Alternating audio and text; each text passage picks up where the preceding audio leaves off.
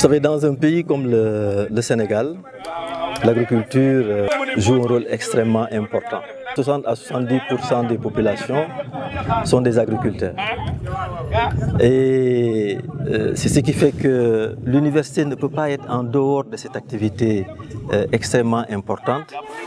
Et donc, dans le cadre de ce que nous faisons, à la fois pour les formations, pour la recherche et maintenant pour le service à la communauté, l'UCAD s'est véritablement intéressé à tout ce qui est agriculture en mettant en place des formations de type licence, de type master.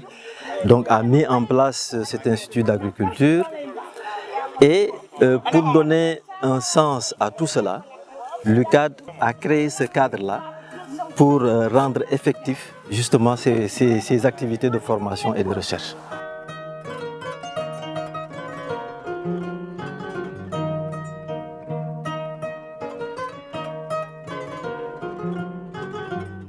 Ici, on est là dans la parcelle de UCAD rural qui nous a été octroyée par la communauté de Niakhène, une parcelle de 50 hectares, dans laquelle nous sommes en train de dérouler des activités d'agroécologie et d'agroforesterie.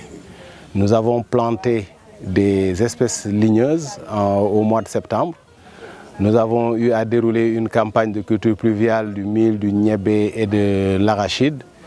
Et au mois de janvier, nous avons commencé à dérouler une campagne de culture maraîchère.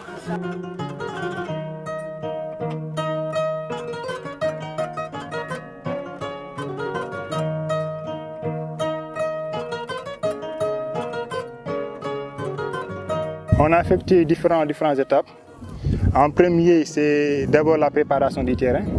On a préparé le terrain pour maintenant passer au repiquage et au semis. Concernant les différentes spéculations, on avait semé la pomme de terre. Après la pomme de terre aussi, c'était l'oignon. Et on a repiqué aussi les papayes.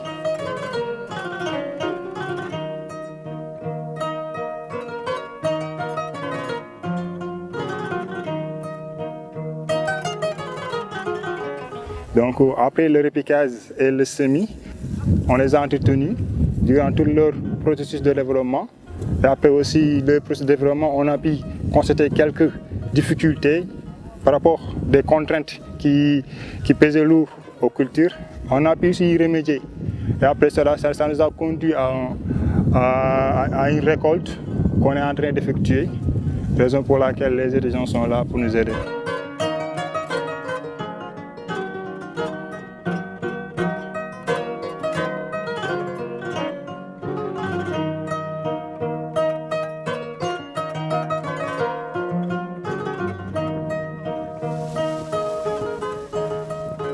Nous étions là d'abord au mois de février pour la phase de préparation du terrain. On était venu pour aménager le terrain, l'installation et autres, et aussi en profiter pour semer l'oignon, les papayes et aussi les pommes de terre. Et aujourd'hui, on est là pour la phase de récolte.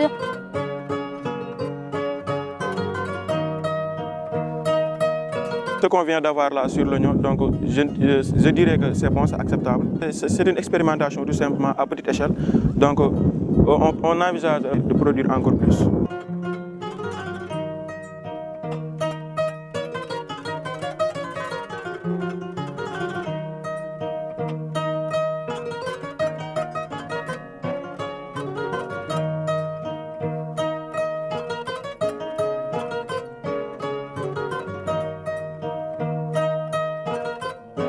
Hier, nous avons récolté l'oignon et d'ici quelques temps, nous allons également procéder à la récolte qui sera échelonnée de la papaye. Actuellement, nous avons des semis en cours de gombo.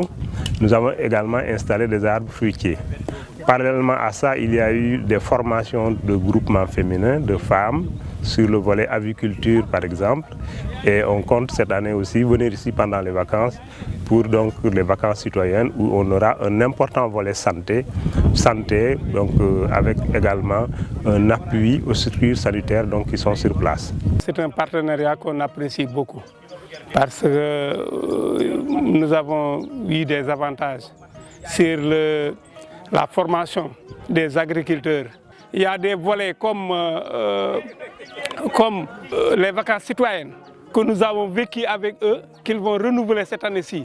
On avait circoncié l'année dernière presque 90 enfants, qu'on va renouveler aussi cette année-ci. Vous avez vu qu'un forage est réalisé au niveau du périmètre.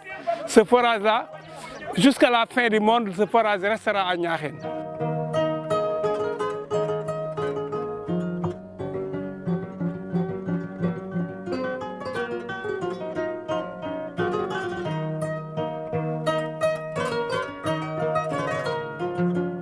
La formation des ressources humaines en agriculture est extrêmement importante pour booster l'agriculture. Et c'est tout le sens de ce que nous avons fait ensemble depuis quelques années, justement en mettant en place ces formations qui sont très professionnalisantes à côté de ce que nous faisons avant. Et ce que nous souhaitons un jour, c'est que les étudiants que nous formons puissent retourner dans leur terroir, justement pour développer l'agriculture.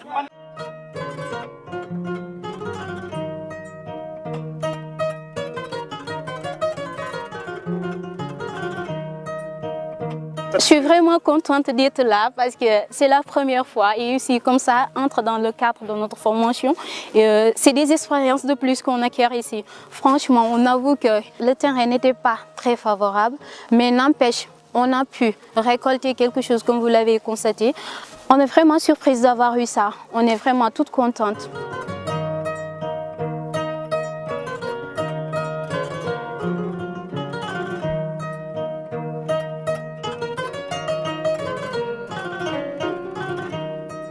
Nos agriculteurs, donc ils ont généralement 3 mois d'activité et 9 mois où généralement ils ne font rien.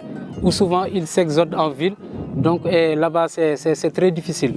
Donc ici on leur apporte donc une innovation, donc le maraîchage. Donc comme ça, après les cultures pluviales, donc ils auront à faire donc le maraîchage. Donc pour le moment, nous sommes dans une phase de test. Donc on va essayer si certaines cultures, donc par rapport au climat que nous avons ici, vont marcher. Donc d'après les résultats que nous aurons, si vraiment ces cultures vont impacter, donc on va l'élargir au niveau du site. Donc ce qui va être une source de revenus donc pour les habitants de Niakhène. Et ça va aussi créer beaucoup d'emplois, surtout par rapport aux jeunes. Et ça va aussi réduire la pauvreté et aussi l'exode rural. L'auto-emploi dont on parle n'est possible que dans le cadre de l'agriculture. Et donc, si les universités de manière générale, en tout cas l'université Cheikh Anta Diop en particulier, veut véritablement transformer la façon d'enseigner, la façon de former, pour former justement les agricultures de demain. Et je pense que ça, c'est en tout cas, un des objectifs que nous sommes fixés.